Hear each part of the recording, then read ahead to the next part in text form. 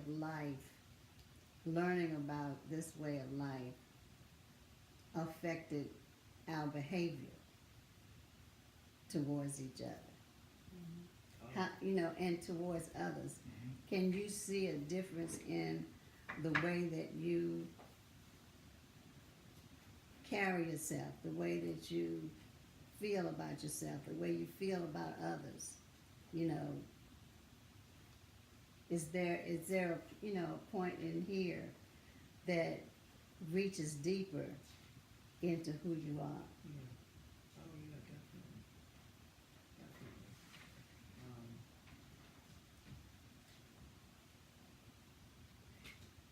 I want to run up to people and shake them and go, you know, this is what the truth is, you're missing out, you know what I mean? And when I hear people hem and haw about, and I invite them to service and stuff like that, and they hem and haw about it, and I go, you have no clue what you're missing. You have no clue what you're missing. And it just breaks my heart. It breaks my heart Mm-hmm. that I just can't get through to them. Mm-hmm. I have a friend, a very good friend right now, and she does not go to church anymore, I guess because the church hurt. And she doesn't go to church anymore. And I keep inviting her, and I'm going to keep on inviting her, Mm-hmm. Until she says yes. Mm-hmm. Because I know that she is going to get some sound teaching here. And I know that this is going to open up a new way of life for her. Mm-hmm. You piggyback Anybody off else? what you're saying, Judy. Mm-hmm. And what you presented, Mom. It's like ever since we received Jesus, we went from that into knowing His true name, knowing His true identity and purpose. And as we begin to know and understand that, we begin to understand our true nature Mm-hmm. and who we are truly. And He was showing me when I was sitting here, it's like He worked in a tree consistently being pruned back.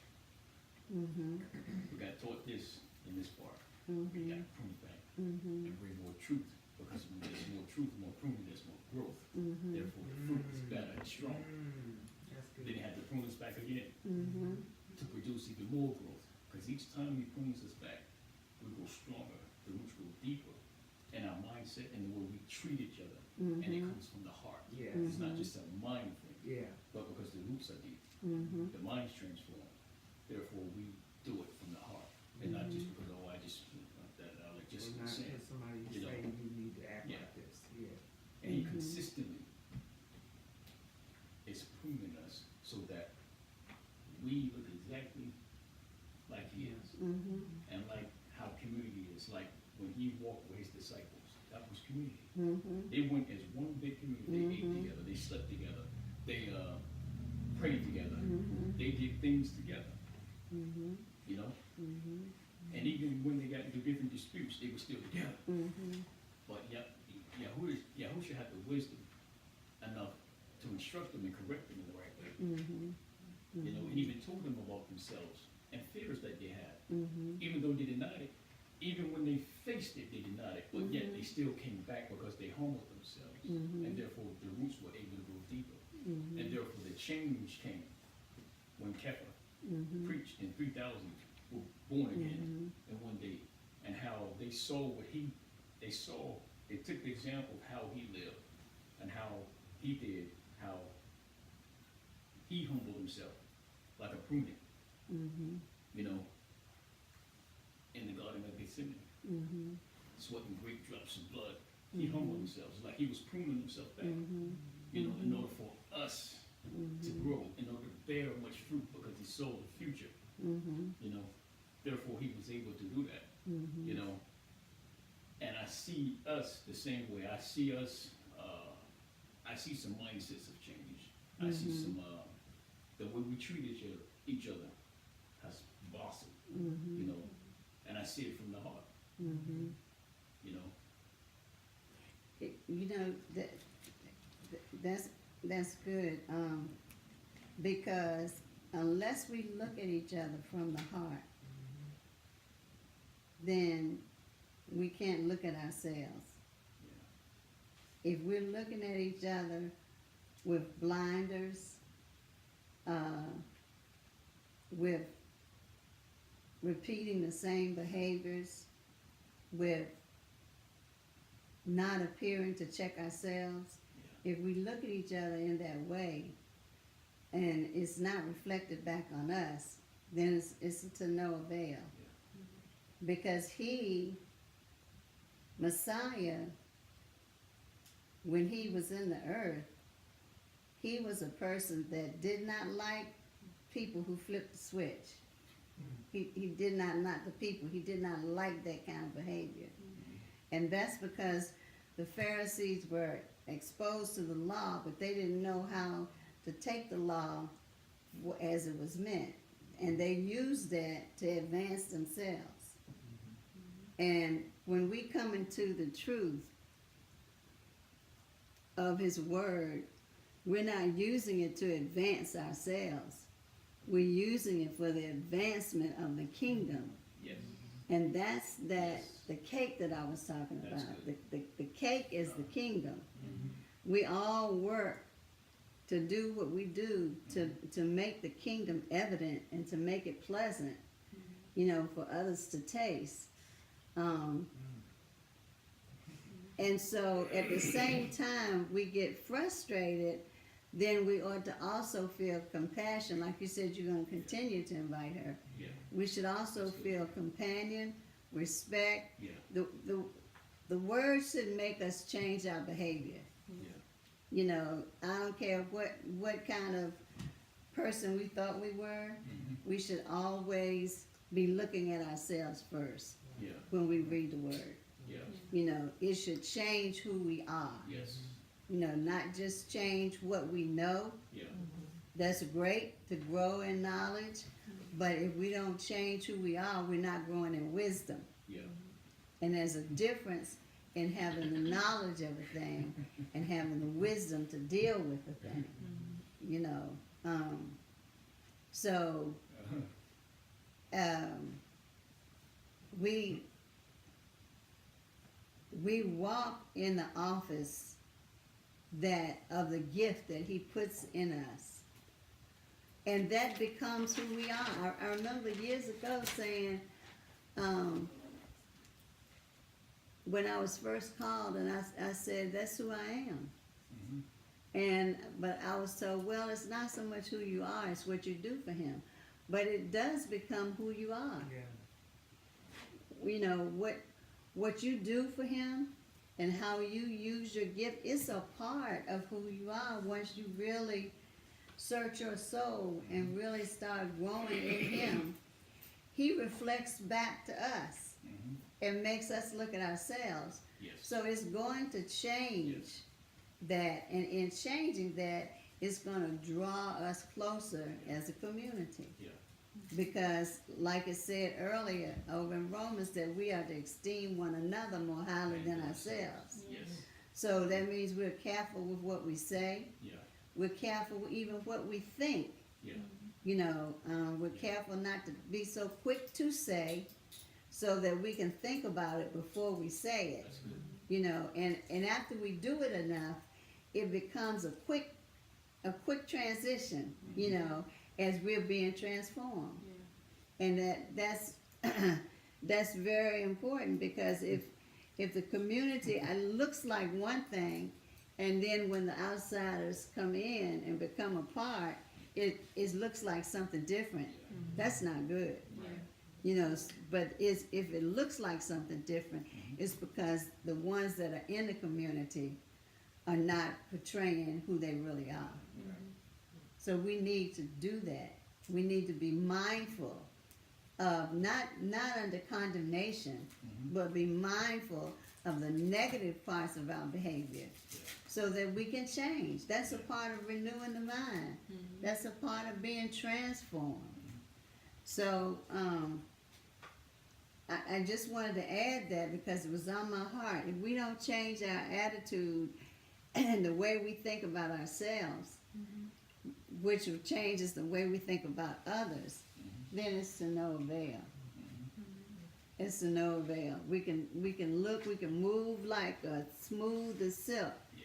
You know, we can look like a well-oiled machine, but when somebody who wants to become a part of what it looks like, and they see that the oil is just some kind of slime, Yeah. and it's not what they thought it was, then we've done more harm than good. Yeah. And so that's why I want to encourage everybody in what we're learning to gain wisdom about yourself and who you are and what you offer, you know, to the table. Yeah. What you have to give, which is wonderful, the giving and the, you know, the tra-la-la, all of that's wonderful. But you have to know instantly when you said the wrong thing, when you've done the wrong thing, when you not intentionally, it's just that other side of you that should have died. And I don't want to get into that because it's getting into the message, Yeah. but that's something that should have died with Messiah. Yes, ma'am. Can you read the rest of it? Oh, let me say something right quick. Where she know where she wanted to go. Therefore, there you go what you're saying. We become stumpy. You know what a stump is? Uh-huh. A tree once was there. But you don't see it no more. And then when people walk, they trip over. Yes, Because you like a can't see the tree stumbling block. is not there. Yes. And there's no fruit. Mm-hmm. And then eventually, everything else is going to die away. And the stump is just left there without no fruit, without no weed, and people perish. That's good. Where did you want to take it, teacher? I want to say something for what you were just saying about, like, we have to know ourselves. One of the most important things in relationships and what will become a breakdown in community is communication. Like, communication Yes. is an Yes. important part of the community. Like, Yes. it's what the breakdown. If it's a breakdown, it's going to usually come from something in communication. Yes. That's right. And Yes, if it's going to be successful, it's going to be because the communication is successful. That's Yes. right. So if we don't know ourselves, Mhm. then we can't communicate correctly. Exactly. You know, if we don't know ourselves, if we're not at least transparent with ourselves between us and y'all, know the things that are in us, That's right. then when we're dealing with each other, then we're gonna be dealing with each other from a fake vantage point, from That's a right. shielded vantage point. You know, we're gonna be shielded. We're gonna be, you know, and knowing ourselves and allowing y'all to deal with what's in us, because otherwise we'll be trying to hide from each other, or we'll be Yeah. trying to portray something that's not, you know, Right. or we're trying to, or it's something in our hearts that's not right, and we're trying to, you know, you have on a mask. It's like everybody Portray. walking around with masks on, and Portray. you looking like Power Rangers and all kinds of characters walking around, but trying to be authentic and have real relationships. You know, it's like trying to touch somebody and they have 3 layers of coats on, and you know you can't get to them, not That's right. them, not the real them. You know, so but to the degree that we allow y'all to deal with us, and to the degree that we are able to be real with ourselves and with y'all, that's the degree to we'll be able to be real with each other. Yeah. And communicate with each other. That's And then right. that's where real authentic community can happen. You know, because when you're in community, you're gonna deal with things that are not, Yes. you know, Yes, you are. nice and neat. That's right. Not, you know, you gotta deal with messy things at times. We go through messy stuff. Mm-hmm. You know, so if you're not comfortable with that, you know, that's what people run from community. Yeah. You know, that's what people you get into something with people and you can't get past it. That's You know, right. because it'll cause you to have to deal with something in yourself. Yeah. You know, so those are like the underlying things that you were saying, like when you get closer into it, you know, to what degree have we done that inner work, you know, to where we can actually function as a community that's strong, that's strong enough to bear itself and to bear each other in love, and to bear those who come into it without breaking, you know. You know, I'm going to ask that you guys meditate on this, because this is really, when you were asking Elder about reading the rest of this is really getting into my message. It's really, and it's good. It's good that it's all working together, but it's really getting into the meat of the message for the Sabbath. So, I'm going to ask if we can just meditate on the rest of it, unless there was something you wanted to bring out, something else you wanted to bring out. but I had I was flipping the channels, and I stopped on this Housewives thing from New Jersey. And when I stopped, because they were just fiercely arguing around this table, I was saying, what in the world is going on? Now I used to really look at it. And this girl had said something really, really hurtful to another lady, and the other lady said something really hurtful back to her, until they were just saying stuff to hurt each other, and they didn't care what they said. Well, the lady came back that started it all and said, I'm really sorry. I shouldn't have said what I said. I was just saying it to hurt you, and it was not right, and I'm really sorry. You know, will you accept my apology? And the other girl said, yes. She said, and I apologize too, because I was doing the same thing. Then here comes this other woman saying they go on through their meal, and then they have a nice day, and they come back at dinner, and the other woman says, this other lady that shouldn't even be involved says, how could you say that to her? And she said, I already apologized. Why are you bringing this up? Well, I know you already apologized, but how could you say it? So this other one over here gets stirred up again, because every time she drinks, and listen to this. This is what had me. I got like Jessica. She can look at something and it turns spiritual real quick. But I looked at that thing when we were talking about forgiveness. This woman, every time she drinks tequila, and they always drinking, every time she drinks tequila, she turns into a monster. And she was one of the ones involved in the argument. This is the thing. Every time they told her, you know, when you drink that, you turn into somebody else. All the other women either insinuated it or said it to her. You know, we don't even know who you become. You know, and she acted like she didn't even hear it. And every time they would sit down to eat, she'd order this tequila on ice. This told me something so vital about us, that because she is the one that would take what you said to another level. They all bought one girl a necklace, and she agreed to do it. But when she started drinking, she was like, why didn't you go to my brother? Why didn't you go to my brother and get the necklace? I don't even like it. It's ugly. Now, they were giving this other woman the necklace to tell her thank you. And I was like, these people don't know themselves. The one with the tequila, she doesn't know herself. She doesn't know herself. But I'm saying that because it reminds me of people in the temple, in the house. We don't truly know ourselves. And that's why I'm pushing that so hard, because she heard those women tell her, but yet she wasn't going to give up drinking that particular drink. You know, she started drinking water one time, but then she, you know, went right back to that tequila and turned into a witchy poo, you know. But even when she had calmed down, then here comes this other woman. I know y'all forgave each other, but how could you say that? So she stirred it right back up again. Do you see the vicious cycles that they go through? They have all this money, some of them all this power, and they can do anything they want, but yet they don't know themselves. And that's how we get. We get to a certain place where we'll say, oh, I've learned this, and I've learned that, and I've learned this, and this is so wonderful, and it's so different. But then when it comes down to knowing ourselves and really asking myself, am I doing this? Am I doing that?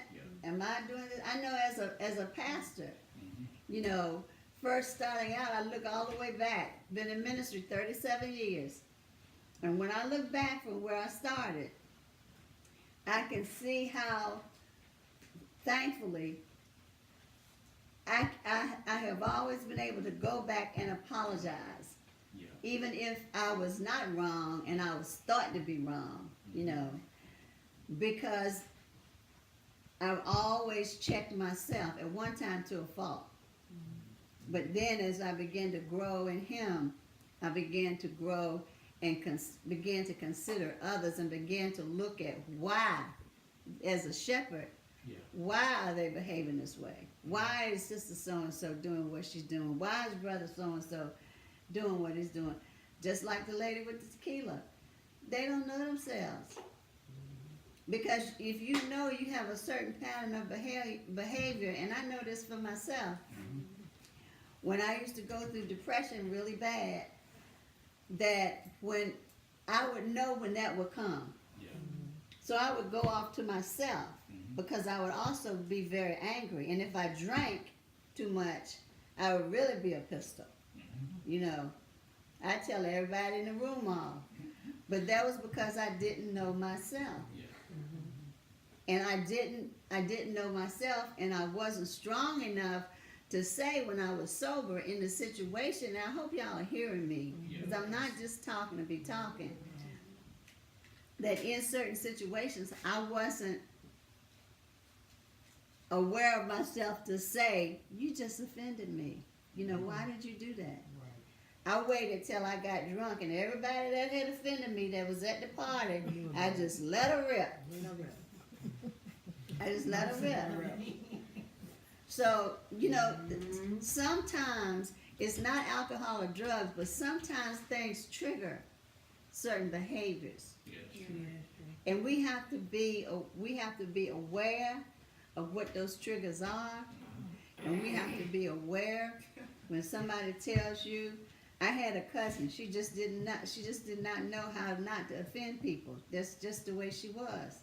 And I had to tell her over and over again, you don't say that to me. Hey girl, I haven't seen you in a long time. You done got fat, ain't you? Or it would be just the opposite.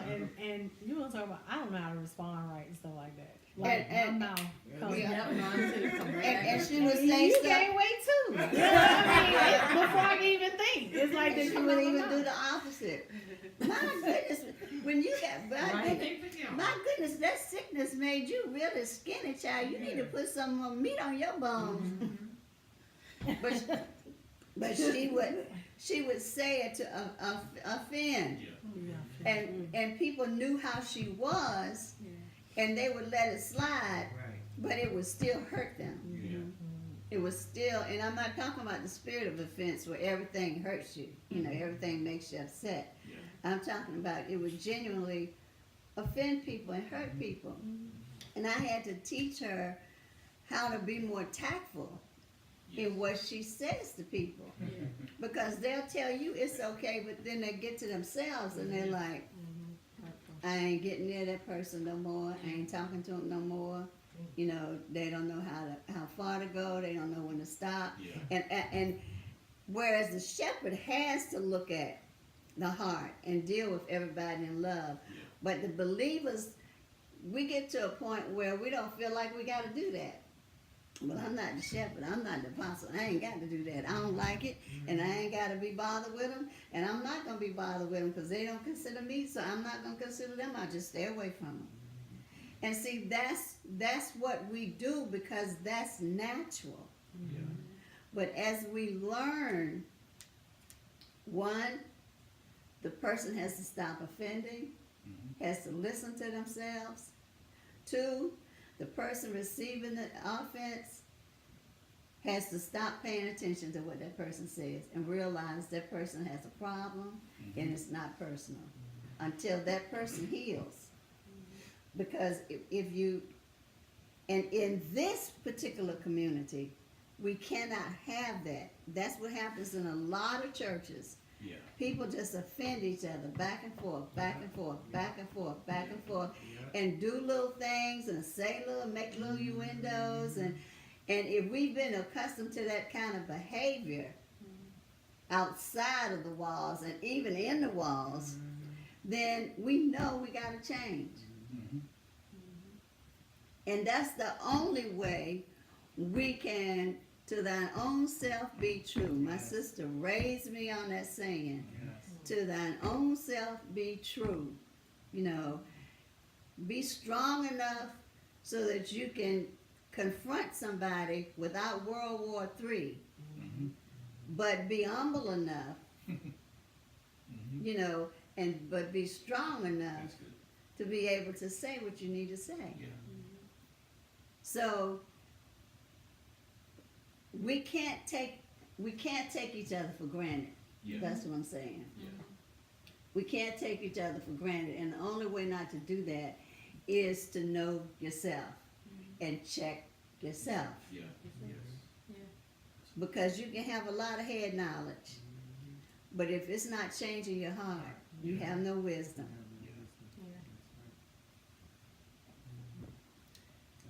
That's good.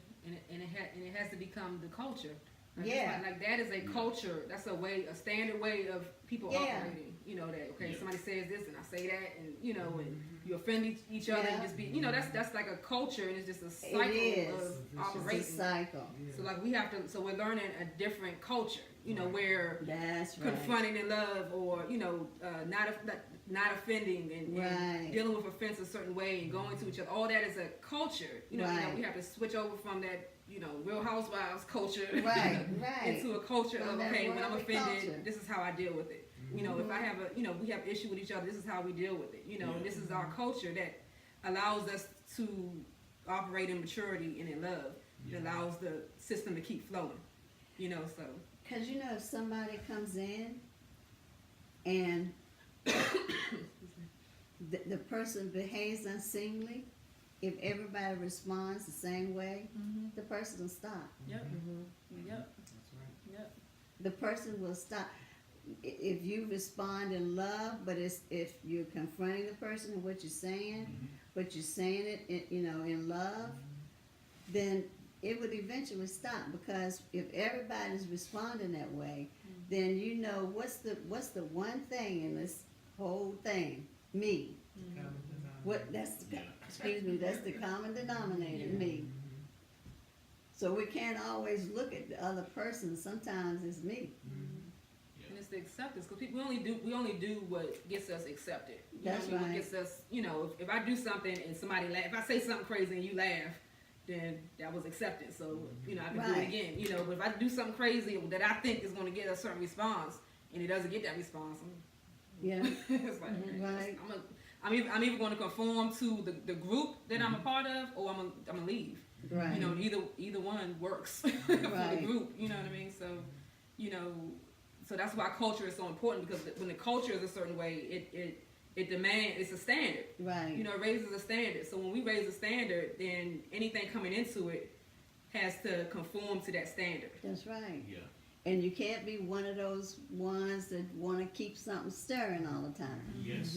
Like the one that was saying, but why did you do that after they had made up? And then she comes back 2 meals later and says, why did you do that? Yeah. And then knowing this lady over here is crazy as a bed bug. But we do that. We do that. We deliberately trigger each other. Or we don't have nothing to do with something. And we push ourselves in, and then we get our feelings hurt. Oh me, oh my, what did I do? So we have to know ourselves. Yeah. If we're going to be a community, we have to know ourselves, and above all, treat others the way we want to be treated, by not thinking more highly of ourselves than we are.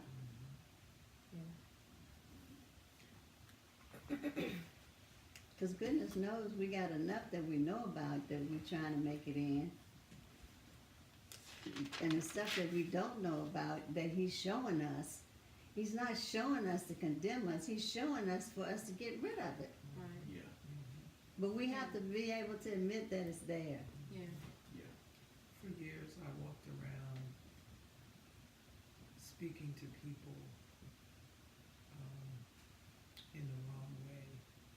It would come out of my mouth. I didn't mean it that way, And people kept telling me, you know, it's the way you say things. It's the way you say things. And I just couldn't get it until I had some classes and learned about myself and my heart and my feelings and my emotions and all of that. When I learned about all of that, that's when I realized that I needed to check myself. And I learned how to check myself. And they used to tell us to take a daily inventory.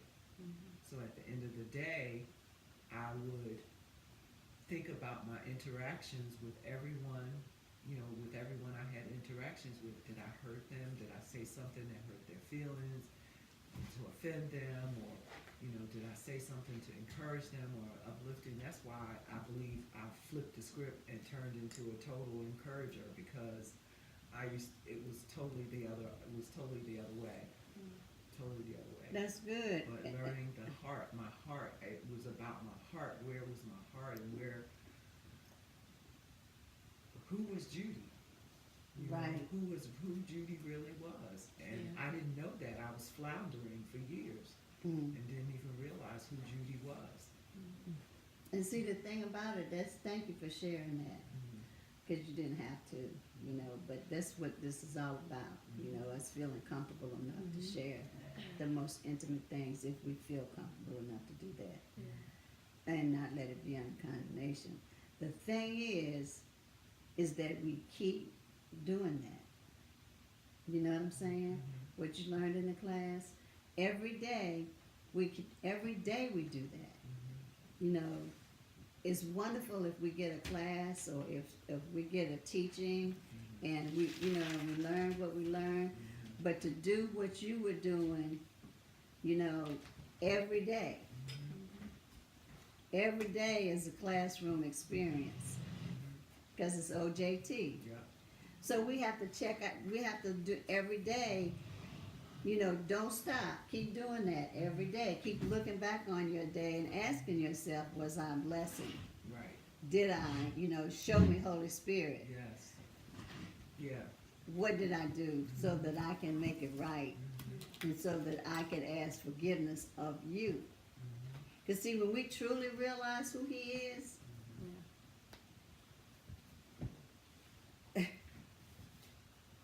it becomes automatic. Yes. Oh boy, I just said that. Oh, please forgive me. I didn't mean to sound so and so. I didn't mean to do so and so. Oh, I did that, and that's an old pattern, and I got to break that pattern. Right. We have to be vulnerable and be able to be that way with each other. You said the word vulnerable. Yes, that's community, to be able to let the other person see our vulnerability, and at the same time be man or woman enough Yes. to check yourself on it Yes. and let the other person know. And I think that that's bad. Yeah, Because it's not to be vulnerable. It's not. It's a good thing to be vulnerable right. in certain situations. But being vulnerable requires the person to be confident in themselves. Exactly. Because if you're going to expose yourself, I don't care what community you're in, somebody in the group gonna raise an eyebrow. And you gotta be okay with that within yourself. Right, when you see the eyebrow Because raised. you know somebody is gonna be like, And, you know, whether that is, you know, church environment, whatever community you're a part of, vulnerability is not just about, you know, exposing yourself.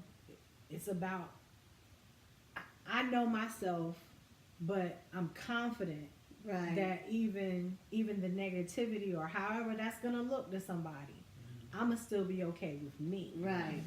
Right. Because otherwise, you know, you're bound to deal with the flat. And I know that that's an area that I feel like I am not mature in. Because I don't, I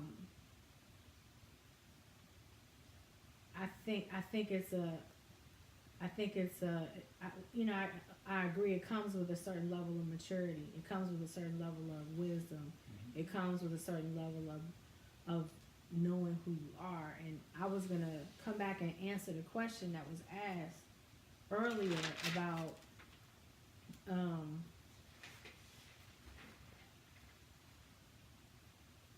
how has this way of life affected how you see yourself and carry yourself and how you treat others. And it's given us a certain level of confidence in okay, I know my Hebrew roots and I have on the broader spectrum of things.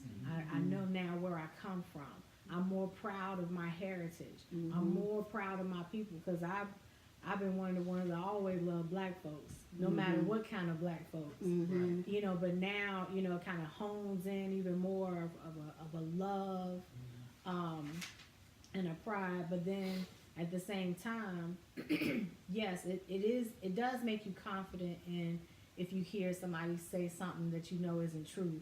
And you go, well, actually, you know, blah, blah, blah, blah. So you have that confidence in the community at large. You know, well, actually, what I've learned is blah, blah, blah, blah, blah, blah, blah. But when it shrinks down to this community or something smaller or something more intimate, your church friends, family, or whatever,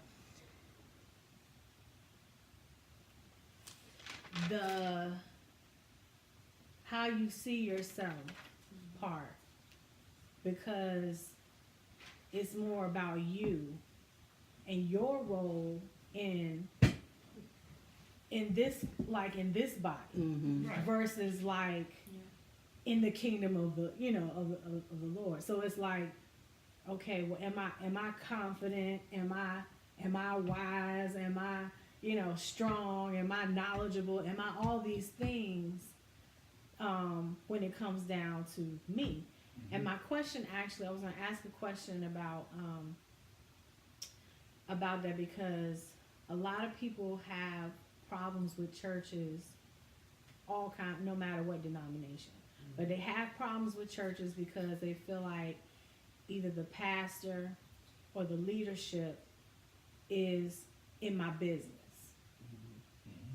Okay, so the problem with accountability, you know, and being able to check one another, making sure everybody's good, then that means either I got to expose my business or you're going to be asking me about my business. And a lot of people, they're fine with church. They're fine with learning. They're fine with growing in the wisdom of the Lord. But that level of vulnerability and exposure and accountability, it's like, nah, you're not, because one, you looking like you trying to control my life, and I gotta tell you everywhere I go why I won't hear whatever, and it's like it winds up turning. It's like not accountability. You know what I'm saying? And so what my thing is, well, where is the balance in that? Because I have seen controlling leadership. Yeah. You know what I'm saying? That really are about controlling their flock. Yeah. You know what I'm saying? And they want to know your business. They do. And they want to check you at all times about what you doing, and Come you know to your house. you know, whatever, you know, at whatever level, you know what I'm saying? So that's there. And so a lot of people, when you've experienced that, but you want to be in a place where, okay, that balances accountability, or that balances with, you know, we're in love, and I know, you know, I can share with you or whatever, and we got each other's back. The balance in that's there is balance in vulnerability. Right. Just like everything else. Right. There are always boundaries.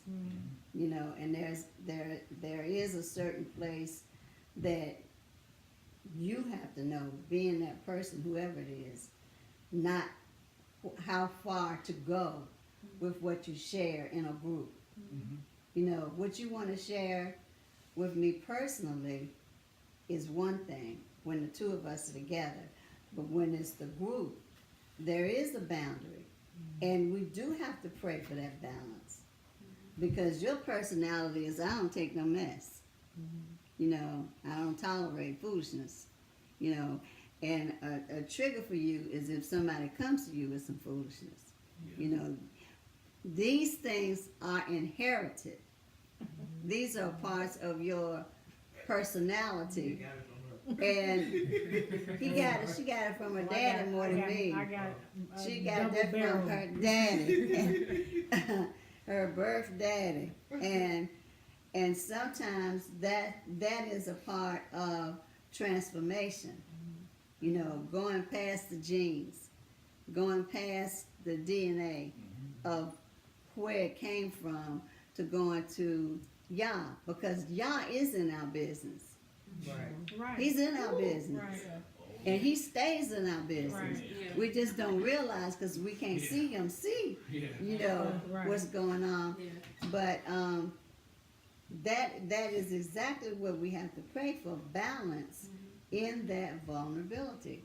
So you don't go beyond your boundaries of what you share, you know.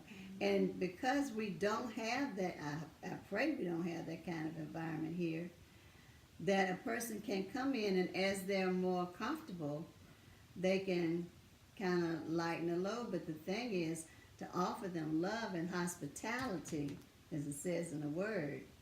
You know, don't forsake hospitality, to make a person feel welcome, not being phony, but to offer them the genuineness of who you are, so that they'll want to come back. And so that as they see the reality of who the people are, then they'll get more comfortable and kind of be able to cipher out the balance of that vulnerability. Because I definitely have to have a balance in my vulnerability with the group, you know, with the house. I definitely have to balance that. But that's all a part of being healed in our soul.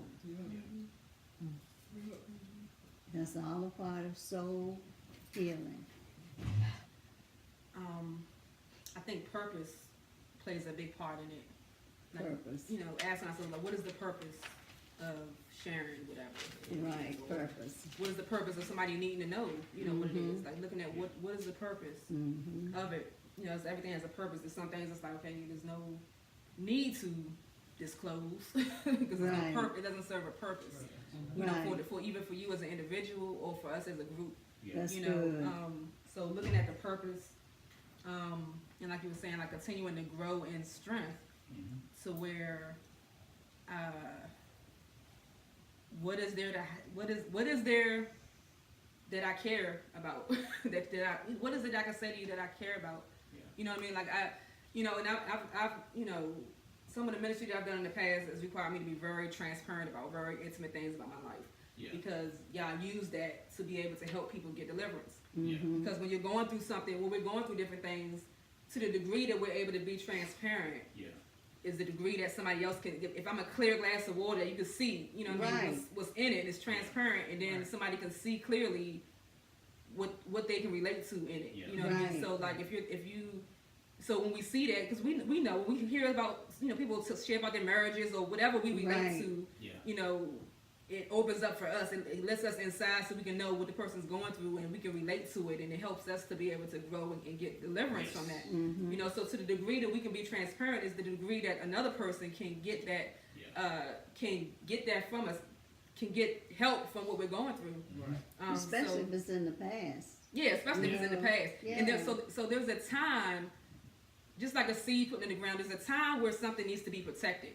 Right. You know, so there's a space where you're going through something, and you're dealing with something, and it needs to be protected. Right. You know what I mean? You have to be very careful on who you allow into that because it's sensitive. Right. You know what I mean? So during that sensitive time, just like in surgery, somebody goes into surgery, you have the what you call those curtains around there. Right. And everybody has on gloves and all kinds of things Right, because right. only you know. And guess what? When it come, they're like, well, you can't bring. They can't come in behind here right now because this is critical care right here. Yeah. You know, so during that time period, it's protected. Yeah. You know, so when we're going through things that are sensitive to us, that we, you know, maybe fresh, maybe a new wound, maybe something we're just not ready to expose yet, there's a time where that's that sensitivity, and you have to be very careful who you allow in during that time. Exactly. So you want to allow someone in that you trust, Yeah. someone in that's mature enough to handle it, somebody that you have, and you want to have somebody. You don't want to be in that place by yourself. Right. You know, you don't want to be in the hospital bed laying there and there's no doctor can come in. Somebody got to come in here. Right. You know That's what I mean? So you right. got to have people that when you're in that sensitive space that can come in. You know what I mean? And then, so then once you are in a place of recovery, then maybe a few close friends can come. You know what I mean? A few more people can come in. You know, then you get to the point where it's you're healed from it, and then you can open it up to other people because it's not a you know, a wound anymore. You know, it's not, and you get more and more, certain things I used to talk about, and whenever I would talk about it, I would start crying. Because, and I was past it, but I was still sensitive to it. You know what I mean? But, you know, certain things I can talk about now, and I'm not going to start crying. You know, it's just, you go through levels of dealing with it. But, I personally think that nothing about our life is private completely. You know what I mean? God's going to use it at some point because he delivers us and takes us through journeys so that we can help the next person go through it. So he takes us through things so that we can be a light to somebody else and help somebody else on the journey. That's right. You know, so our life is not our own. That's right.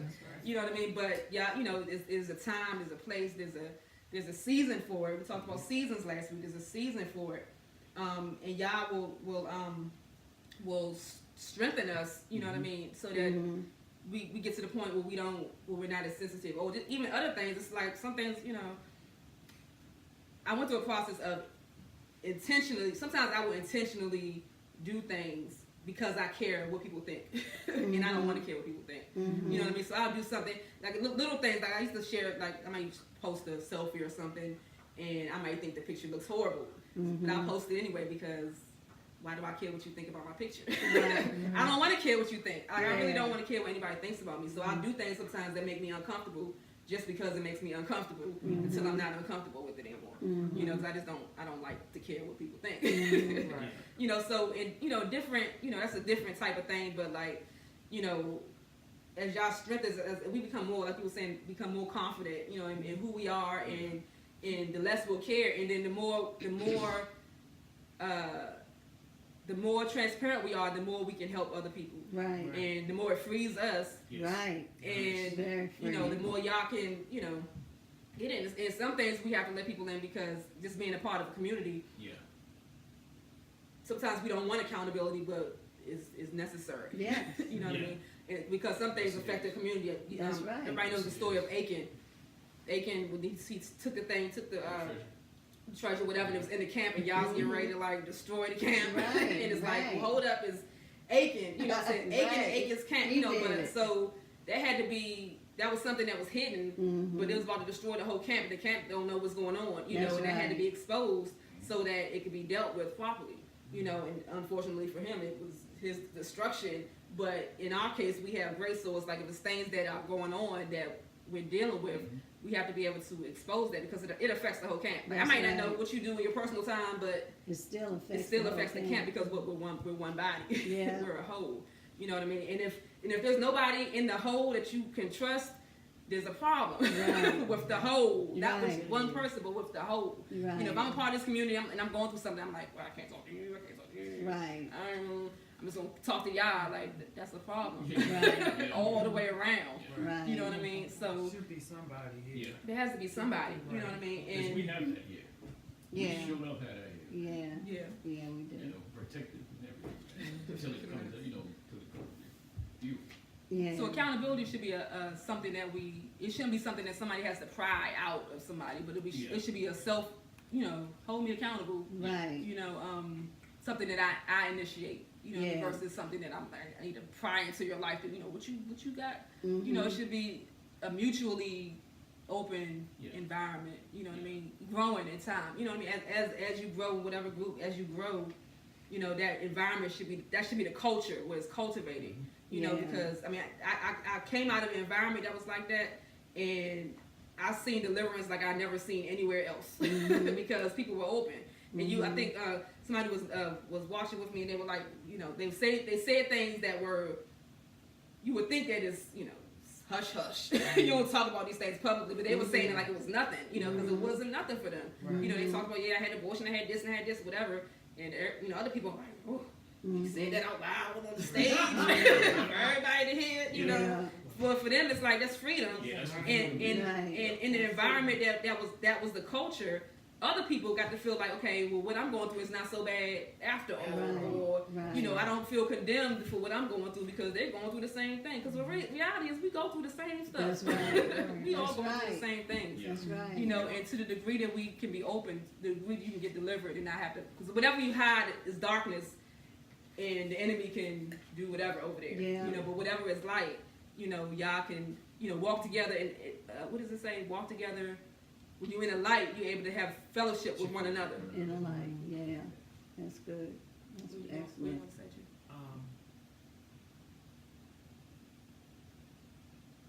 Vulnerability can breed strength. Mm-hmm. And you have to know that that's true. That's exactly, that's very true. But it is something that you said about knowing the season in which you need to be protective over that thing. Yeah. And the boundaries by which you can share that thing. Right. You know, because you know when you're ready, you know, and sometimes if the Holy Spirit gets involved, he'll have your heart beating fast, and you know you wanting to say it and you're not saying it, and then he'll just have you upchuck. Yeah. You know, I remember preaching at this church in Florida, and I found myself just upchucking stuff that I had done and been delivered of that I have never, ever, and haven't since said to the congregation, you know, about my life. But there was a reason, you know, why. That there was a reason, and there was a season, it was the place, and it was the people. Yes. You know, it was a purpose. Yes. It was a purpose in why I was sharing it. And in that purpose of why we're sharing it, if we work that out with Messiah, then it's okay. You know, and that's the truest way to find out. Ask him. You know, ask him, is this a time for me? Yeah.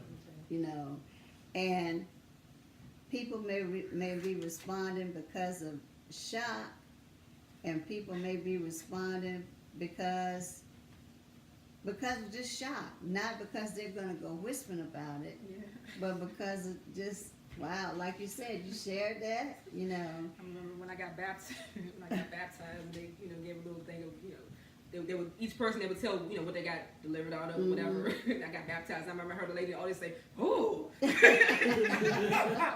heard it. I'm like, "What did she say?" Dang, maybe I should have said that. Maybe I shouldn't have said all. You know, so it's wise to use wisdom, you know. But sometimes he tells you to say it, and the chips just gotta fall where they may. Because there's purpose. And you can't care, you know. He's giving you that thing where, because even when I was saying all this stuff, I was asking myself, what are you saying? What are you know? And the eyes were getting like this, and I said, shucks, when I was out there, such and such and such and such and such. And this, when I was saved, such and such. These were younger people, you know. And they were, the eyes were getting bigger and bigger and bigger. I said, you know, there's nothing under the sun that Yah is not accustomed to. He already knows about it. The thing is what you're going to do with it when you're told. That's the thing. And that's the thing that we have to be careful with. When somebody is comfortable enough to share something intimate, why are you listening, and what are you going to do with it? You know, that's a question we need to ask ourselves. When somebody does trust us enough to share whatever for a purpose, then it's, what am I going to do with this? You know, not, why did she share that? Why did he share that? You know, when you get home or you riding with somebody, or maybe even at night, why did she share that? You know, we don't have to do that, because we're asking him, what do I get out of what was just shared? You know, what do I, you know, I can see you say, I was really surprised, you know, about what you shared. But thank you for sharing. Mhm. But not to the next person. I was really surprised. What? No, you go to him about that. Yeah. You know, what am I to do with it? Yeah. And if this can be a body, if this can be a body of people Yeah. who can do that, Yeah. you know, and that's what I mean about maturing and growing. To be a group of people that's not going to make somebody feel a certain way Mhm. because they dared to speak out on something that they had been through or were going through. And people pick up the vibe, so we have to, that's why I'm talking about transformation, Yeah. checking self, checking Yeah. self so much. Yes. Because unless we do that, we are not going to continue to have that environment. Yeah. We're not going to have it, Yeah. you know. And I agree. that's why we have elders. That's why we have a ministerial team of people who are here to work you through the journey. So that once you get through the healing process, if it comes up, you won't, yeah, I can share that. Yeah. You know, I can share that. If it's not bringing somebody else down, you know, I wouldn't share things about my marriage in here, Yeah. you know, but because people can look at sides. Yeah. And I know that the other person that was in my marriage is looked up to and loved. So why would I share certain things about the marriage? Because it takes two, Yeah. you know, in a marriage. So, you know, you have to always have to weigh out what you're saying and why the purpose. Yeah. And upon being a hearer, Yeah. we have the responsibility in hearing with asking Messiah, what do I do with this? Yeah. That's You know, right. it might, right off the bat, you might know, you know, wow, that was me. Wow, she's talking about me. He's talking about me. You know, but in another sense, we may have to ask him, what do I get, what do I take from this? Just like those questions we ask in the morning or when certain situations come up. You know, if we don't practice those things, we'll never grow. But we must practice. I don't feel like doing that now. I'm too down. I'm too mad. No, that's the time to force yourself to do it. Mhm. Because that's the only way you're going to learn and the only way you're going to grow. And it's all about growth and maturity. Because it's bad enough when we can be mature and still don't know all. We still know in part. You know. So, you know, what's it going to be like if we just going to act like little children all the time? Yeah. We have to, the scripture points to, we have to grow up. We're not tossed about by what somebody says or Yeah. what somebody did or what somebody does. We're not tossed around by that. Because we know truth. Yeah. That's good. And we know we've been there. Yeah. So who are we to point a finger? Yeah. That's what he wants this place Mhm. to get in line with. I can't speak for nowhere else. But that's what he wants this place Mhm. to be in line with. Yeah. And staying lives. Yes. Yeah. And that part is good. So being protective over what we hear. Yes. You know, Yeah. that goes back to you cover each other. You know? Right. Yeah. And I had asked a question the other day about, you know, asking y'all what is it that you're doing in this person's life, you know, and what role do I play in that, you know, and at the least we can be a person, you know, we've always been a listening ear, whatever they've said, we've been a listening ear, you know what I mean? So taking that, like really, most things shouldn't go past that. Right. It just shouldn't go past that unless it's going to the Father, like to pray about it. Right. You know what I'm saying? Now you've been entrusted with something that you know something intimate that you could take to y'all in prayer Right. about this person and cover this person. Like what might they be going through Right. because of whatever it is that they share? Yeah. You know, how can I cover them? How can I pray for them? How can I, you know, what part can I play in their life? You know what I mean? Right. Based on y'all this being exposed or shared or whatever the case may be. You know, and that's what our mindset should be. You know what I mean? That's how we should think. That's right. You know what I mean? Because we're supposed to be One body. Anybody ever grow up with the saying, what happens in this house stays in this house? I know I did. It stays in this house. You know, what goes on with this family, it stays in this house. That's right. You know, and that's the way we have to be. That's the way we have to be. You remember that powerful teaching you did on gossip? Mm-mm. I I did. remember teaching on it, but. I remember it very well. Mhm. You and Pastor hammered that, and that was one of the biggest things that I learned. That was one of the biggest things I learned during that season. Mm-hmm. Was that, Mm-hmm.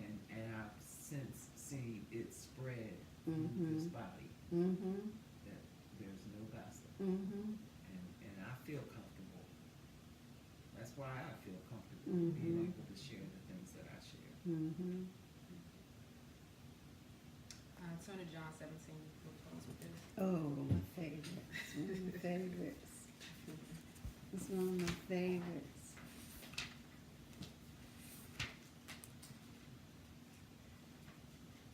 What time is it going to be? What time is it going to be? First John. No, John 17.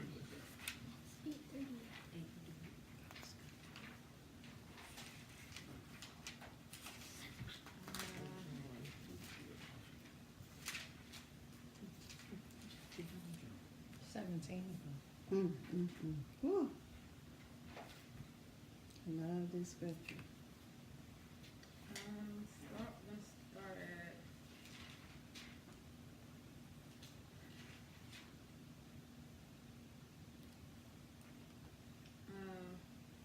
start at verse 15.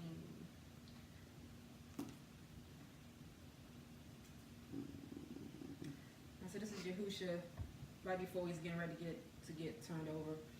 He's praying for the ones that are with him, the disciples that are with him. So we start at verse 15. It says, I do not pray that you should take them out of the world, but that you keep them from the wicked one. They are not of the world, as I am not of the world. Set them apart in your truth. Your word is true. As you sent me into the world, I also sent them into the world. And for them, I set myself apart, so that they too might be set apart in truth. And I do not pray for these alone, but also for those believing in me through their word. Which I think that part is awesome to me, because he like directly prayed for us. Yeah, he did. He directly prayed for us right there. And he goes on with that too. He says, and I do not pray for these alone, but also for those believing in me through their word, so that they all might be one, as you, Father, are in me, Yes. and I in you, so that they too might be one in us, so that the world might believe that you have sent me. Mm. And the esteem which you gave me, I have given them, so that they might be one, as we are one. I in them, and you in me, Yes. so that they might be perfected into one, so that the world knows that you have sent me, and have loved them as you have loved me. Yes, sir. So he Woo. talks about how he's one with the Father. He That's wants, right. he wants us to be one with him as he's one with the Father. He wants. That's right. He speaks in a couple of different. He says it a couple of different times, a couple of different ways. Yes. That, the goal is for them to be one and to be perfected into one, so that the love can be known. Yes. Wow. And over in verse 24, Father, I also want those you've given me to be with me where I am, so that they may see my glory, the glory you gave me. For you loved me before the foundation of the world.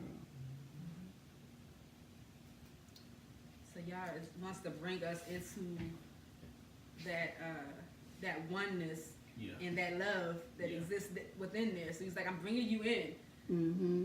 but he's bringing us into something that we're already. So when Yah created the earth, his creation was an extension of himself. Mm-hmm. Just like if a couple gets together and has a child, that child came from out of them. Right. So it is them.